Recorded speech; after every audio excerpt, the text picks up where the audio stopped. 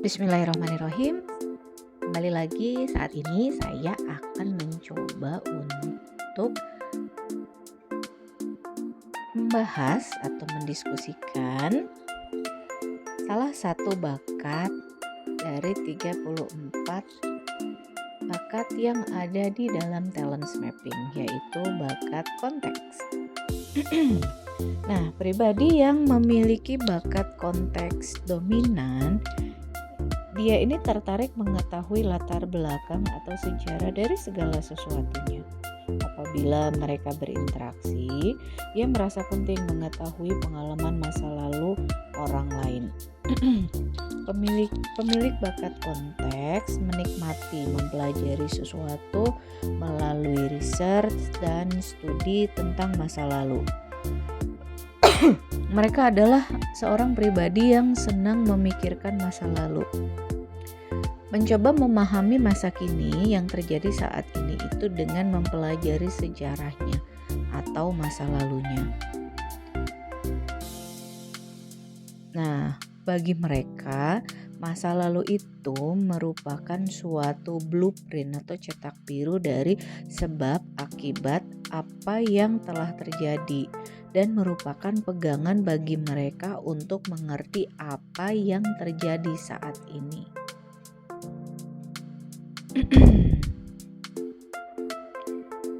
Jadi, pemilik bakat konteks itu adalah core strength-nya atau intinya itu mereka menelusuri dulu latar belakang atau menelusuri latar belakang. Kekuatannya, contohnya nih, seperti menyetir untuk safe driving atau menyetir secara aman, itu kita suka melihat ke spion. Jadi mereka itu suka checking lagi ke belakang, check the mirror for a safe driving. Jadi untuk kegiatan saat ini atau ke depannya, mereka suka flashback lagi ke belakang, suka memahami lagi ke masa lalu. Dan it keeps drivers up to date. Jadi kita bisa up to date itu dengan apa sih yang terjadi di belakang gitu. Dan mereka punya kemampuan unik untuk memahami suatu benang merahnya. Apa yang sudah mereka lakukan atau bagaimana masa lalu itu, mereka bisa memahami benang merah antara masa lalu dengan saat ini. Apa sih kebutuhan pemilik bakat konteks?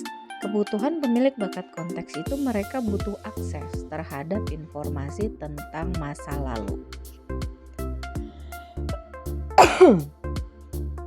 Nah, tapi ada yang harus diantisipasi dari pemilik bakat konteks ini.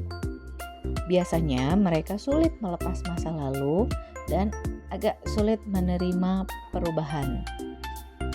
Dan mereka selalu merasa bahwa mereka itu didefinisikan oleh masa lalu. Jadi bagaimana mengantisipasinya kembali? Bisa kita coba untuk accept change. Kita bisa coba merubah atau menerima perubahan. Dan harus diingat bahwa bakat konteks ini tidak tinggal di masa lalu. Jadi itu hanya berkaca dan memahami masa lalu. Tapi pastikan kita tidak tinggal di masa lalu gitu. Dan kemudian apa sih bagaimana cara mengembangkan pemilik bakat konteks ini?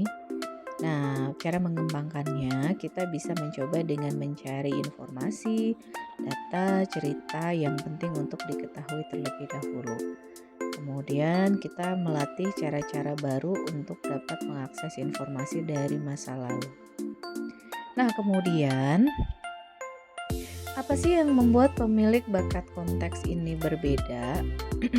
Meskipun orang yang memiliki bakat konteks itu senang dan tertarik mempelajari latar belakang atau masa lalu, orang tanpa bakat konteks pun punya dorongan untuk belajar sejarah. Namun, apa bedanya atau apa kelebihannya? Nah, perbedaannya adalah contohnya, pemilik bakat input itu bisa saja senang mempelajari latar belakang atau masa lalu. Tapi pemilik bakat konteks itu lebih berusaha memahami sejarah tersebut. Kalau input biasanya hanya untuk mencoba mempelajari gitu, tapi tidak berusaha memahami sejarah tersebut, tidak mencari blueprint sejarah tersebut itu untuk memahami keadaan saat ini, menarik benang merahnya. Jadi kelebihannya itu ia dapat menarik benang merah antara sejarah masa lalu dengan saat ini. Jadi dengan menelusuri latar belakang tersebut, dia bisa mencoba mencari benang merahnya, mencari sebab akibatnya. Begitu. Nah, apa potensi kekuatan yang mungkin ada pada orang yang memiliki bakat konteks didukung dengan bakat lainnya? Contohnya dengan potensi kekuatan explorer. Pemilik bakat konteks dengan bakat analytical dan input ini dapat menggali informasi atau data latar belakang yang menjelaskan sesuatu. Kemudian caretaker.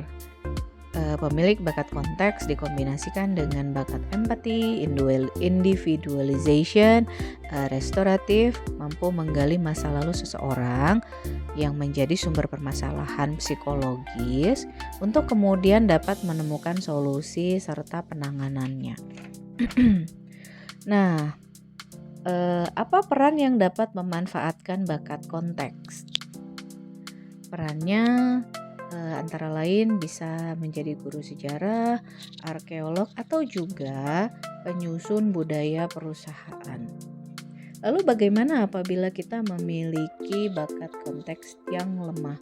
Biasanya pemilik bakat konteks yang tidak dominan ini tidak tertarik dengan masa lalu dari sesuatu atau seseorang.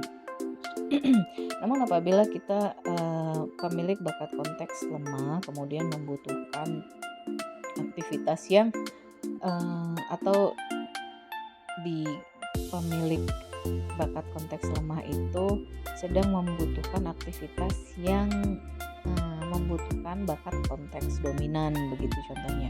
Kita coba cari partner yang kita percayai dalam memeriksa track record dari sesuatu, atau kita juga bisa memanfaatkan bakat-bakat lain. Contohnya apabila kita memiliki bakat positivity atau adaptability, ini juga dapat mencoba, atau apabila kita mencari rekan atau kolega yang memiliki bakat konteks atau positivity atau adaptability.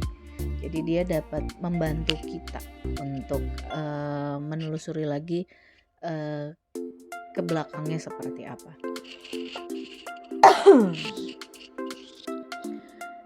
Oke. Atau kita juga dapat mencari atau mencari bakat lain atau menggunakan bakat lain. Contohnya adalah bakat learner atau analytical atau communication. Mencari perspektif sejarah yang seperti pemilik bakat konteks miliki, meskipun tidak sama, tapi kita bisa memanfaatkan bakat learner, analytical, dan juga communication, begitu. Baik, sepertinya